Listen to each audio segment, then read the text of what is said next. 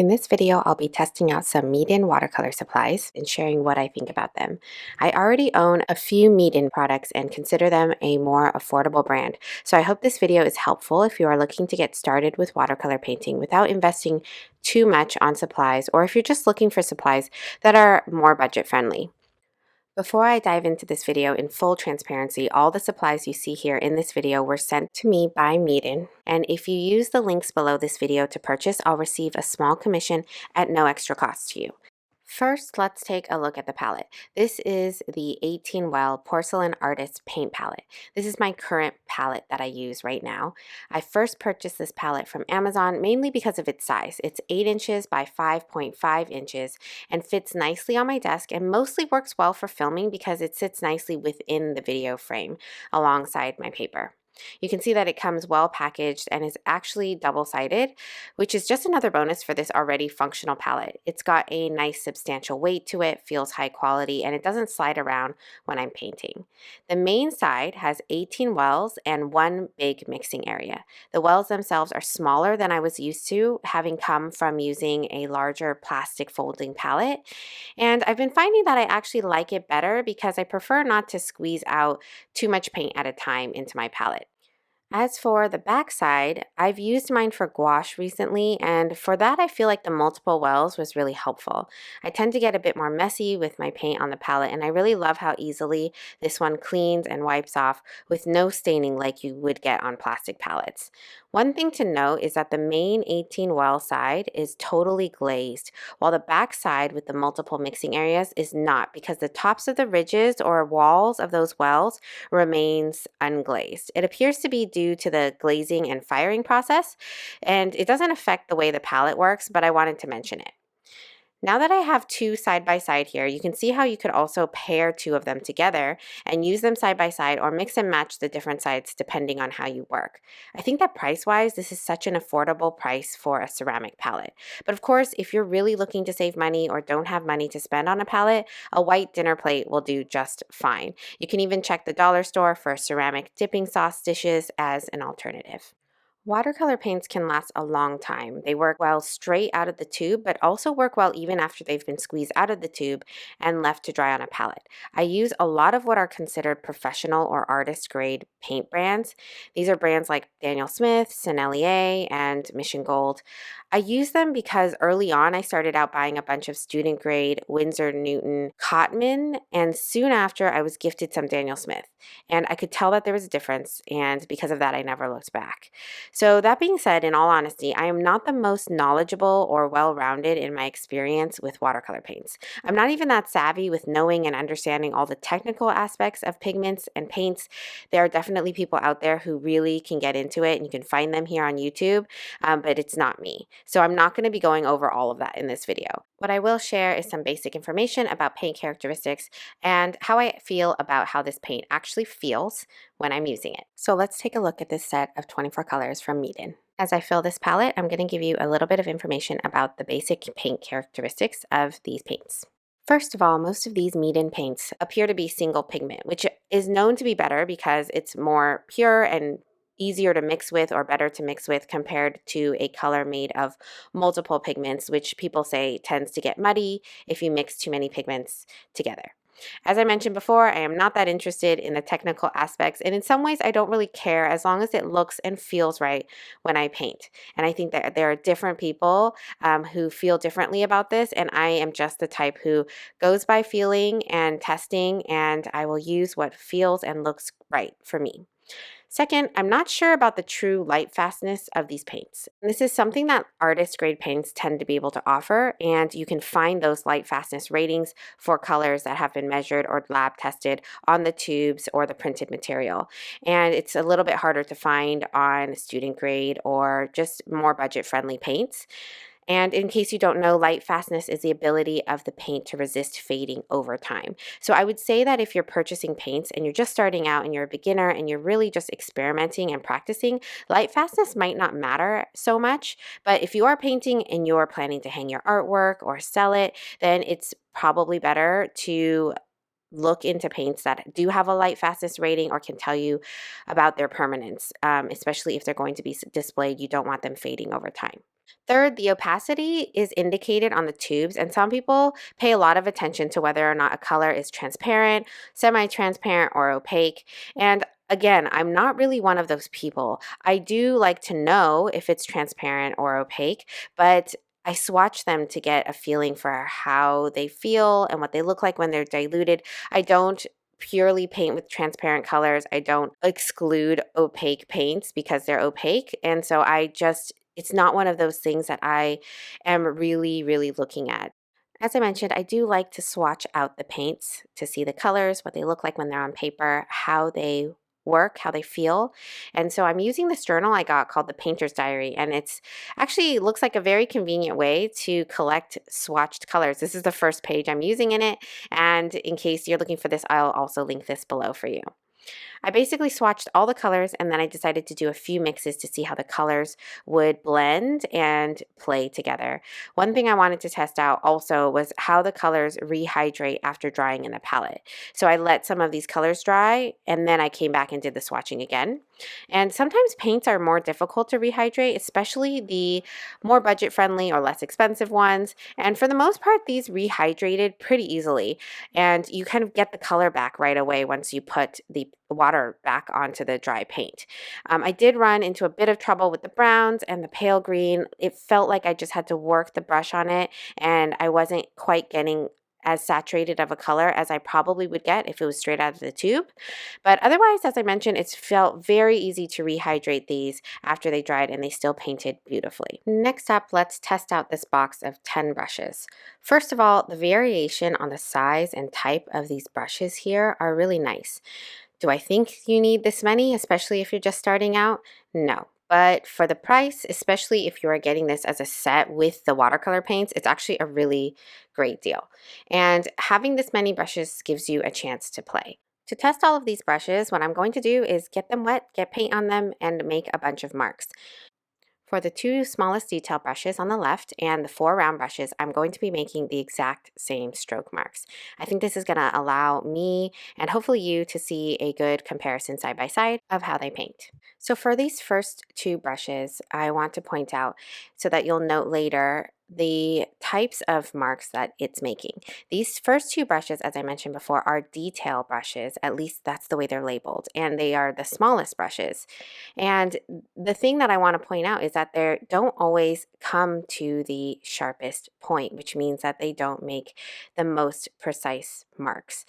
Now, when I first started painting, I made this mistake when I thought that if I bought a smaller size, then it would actually give me a more precise point or a smaller point. And that just isn't the case. It's not true for these brushes here that I'm seeing, and it's also not true for other brands as well. So just because you have, for example, a size 0 doesn't mean that you're going to get the sharpest point.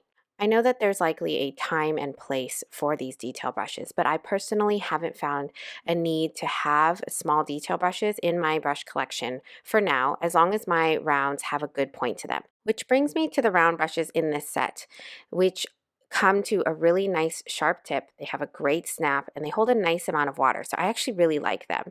But I do think that there are more than you might need. In reality, I think I would personally only need the largest one and then one of the smaller middle-sized ones. But it's always nice to have extras. Next up, there are two flat brushes, and I find both of these to be useful as they are different sizes, and flat brushes can be fun to use and are a good staple brush just to have in your brush collection. The largest flat looking brush is called a glaze on the box, which I think of like a wash brush. I find that in wash brushes though, I like them to be wider than they are long, and this one is long and not very wide. And it doesn't fill as much area as I'd personally like, but I can see it being fun to paint big loose shapes with. This last brush is a fan shape. It's a specialty shape that I personally don't use much of, but on occasion it can come in handy for specific things like grasses or furs. It's a fun brush to have, and having a less expensive version of this shape works out for me personally because it's not a brush that I use often and I don't need one that costs a lot of money. Overall, I think these brushes perform really beautifully and have a great snap. That means I can control them pretty well and they don't get floppy or moppy when they're wet, which I think makes it harder to paint with, especially as a beginner. I will say that the wooden handle feels lightweight, so if you're looking for a brush with weight to it, these are not it. I'm not sure how well they'll hold up over time, but I think that they're pretty to look at. None of the brushes have their sizes or shapes imprinted on them either, if that matters to you. You can also see here how the bristles look after painting with them. I expect there to be staining over time on these. They're not going to keep their nice blue gradient that they have on the bristles when you first get them. The last supply I'll be testing out is the Watercolor Block. This block is 100% cotton, acid-free, cold press, and 140 pounds or 300 GSM. It fits all of the requirements of good watercolor paper. Watercolor paper is the most important supply, in my opinion, to get right when watercoloring. It can change how paint behaves and how water flows, and basically the outcome of your paintings. This comes in a block format, which means it's glued on all four sides with a small opening where you can slide in a palette knife, ruler, or bone folder or something similar to tear off the sheets. The glue is actually very strong around the edges, so just a word of caution that you have to be a bit careful when removing the paper because it can actually tear the paper with the force that you actually need to cut through the glue. I'm doing a quick and very wet landscape to see how it goes because I find the best way to really put paper to the test is to paint really wet with lots of water. This is also a good way for me to test out the paints and the brushes a bit more before I give you my final summary of what I think about all of these supplies. So let's talk about some of the things I noticed as I painted. The block holds the paper down well despite me wetting the entire sheet. I said before that the glue is really strong and it definitely doesn't allow the paper to buckle, which I've experienced with some blocks before. The paint is spreading nicely, and I'm able to lift color from the paper as well, and that's a really nice thing to see. Sometimes it's hard to lift paint out, sometimes it's too easy to lift paint out. This seems to be kind of just right. I'm also rehydrating the paint here, and I mentioned before when I was swatching that the rehydration went pretty smoothly and it rehydrates pretty easily, but I'm not noticing as much of a saturated color as I would probably get if I was using it fresh from the tube. So that just means it's not rehydrating quite as quickly or easily as maybe some of my other paints have before. The paper was also able to stay wet. That's another thing that I look for is, does the paper stay wet long enough? Of course, this has to do also with environment. So if my room is really humid, then the paper will stay wet longer. If it's really dry, it'll dry faster. But in general, this stayed wet for the amount of time that I would have expected it to. It didn't dry faster than I thought it would, and it stayed wet while I was painting. You can also see that the paint spread around nicely. I was able to blend. I was able to allow the paint to move around and get those really nice, soft, wet in wet looks. That is very, very signature of watercolor. So those soft, fuzzy edges where things feel really misty or soft. And I was able to do that with this paper as well. Overall, I'm actually impressed by this paper for the price point. Compared to an artist grade block like this, like an Arches block or a Winsor & Newton block, this is coming up at, currently at the time of this video, it's coming up as half the cost. To wrap up this video, I'll give you a quick summary of what I think. The palette, this is a hands down yes. I had already bought this for myself and had been using it for over a year, and I love it. The paints. If you are the type that wants all the colors up front to play with, or you're a beginner and you're confused and don't know what you're going to buy and you just want all of them, then I would definitely get this set. It's a great deal and a great price for all of these colors. Just keep in mind that you're definitely going to be getting what you pay for here, and you're not going to get the same quality as you would get if you're using artist grade or professional grade paints. So if you already know that you're going to start with a limited palette or you want to go and select your own colors, then I would pass on this set and even invest a little bit more upfront and get great quality paints and just get a few tubes. The brushes. So if your budget is tight, you could just get one brush to start with. A good size 6 or 8 round will get you painting just fine. You don't need this many brushes. But if you want to play with just a few different sizes and brush shapes to start with, and you don't mind that the quality might be lower, which means that the brushes may not last quite as long. Now, I'm not sure if that's true of these brushes because I haven't used them long enough, but they do feel a little bit more lightweight. And if you don't mind that, then you could grab this set. It is definitely a great deal. The bristles have a great snap and they come to a very sharp point, which is really important for me, at least when I'm painting. Last but not least, the paper. And I was actually very surprised by the quality of this paper. I think this is actually a great beginner paper to get. And even if you're not a beginner, it's a great paper to get. Paper is the most pricey supply for watercolors if you want to get good quality paper, which means it's 100% cotton and it's got a good weight to it, like 140 pounds or 300 GSM, because it prevents buckling.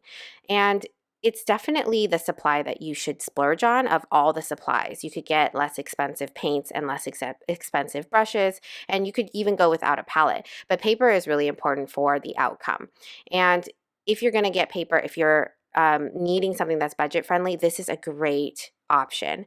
I would highly recommend getting a block like this versus a student grade version that is not 100% cotton and is thinner. So this is a definite recommendation from me for this, especially if you're tight on money and can't get something like Arches, for example. Overall, I feel like my experience so far of Meeden is that they are quite budget friendly, but still provide great quality. You honestly can't go wrong with starting out with these supplies, especially if you're a beginner. I kind of wish I bought these as my first set of supplies when starting out because I spent a lot on getting random brushes and tubes of paint when I started. And I also spent a lot on good 100% cotton paper that was, artist grade because I was told that I should, and it actually did make a difference. But it would have been more economical, I think, for me to practice on good 100% cotton paper that was better priced like this. I hope that this video has been helpful. I'll leave links below to all of these products for you in the description if you're interested in purchasing. Thank you so much for watching, and I'll see you in the next video.